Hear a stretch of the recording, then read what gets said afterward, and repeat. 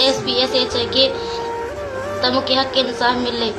میں یتیم آیا, مجھے کوئی بھی نہیں, نہ میں نہ دیا نہ میں نہ دیا, جو ابو بھی نے دنیا میں نہ ہے, میں یتیم آیا, مجھے حق انصاف ملے. سندھ کے علاقے ٹری میروا سے آنے والی ایک دردناک خبر نے پورے ملک کو ہلا کر رکھ دیا ہے. 10ویں جماعت کی ایک یتیم طالبہ جو اپنے بہتر مستقبل کے لیے اسکول جاتی تھی, وحشیانہ درندگی کا نشانہ بن گئی. اطلاعات کے مطابق طاہرہ کو ان کے گھر سے با اثر افراد نے زبردستی اغوا کیا.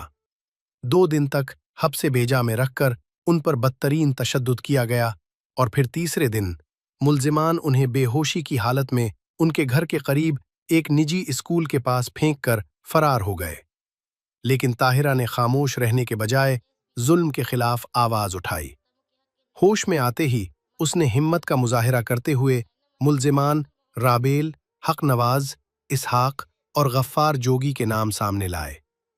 خوف سے کانپتی ہوئی اس بیٹی نے IG سندھ اور SSP خیرپور سے تحفظ اور انصاف کی اپیل کی ہے اور خبردار کیا ہے کہ اگر انصاف نہ ملا تو وہ انتہائی قدم اٹھانے پر مجبور ہو جائے گی.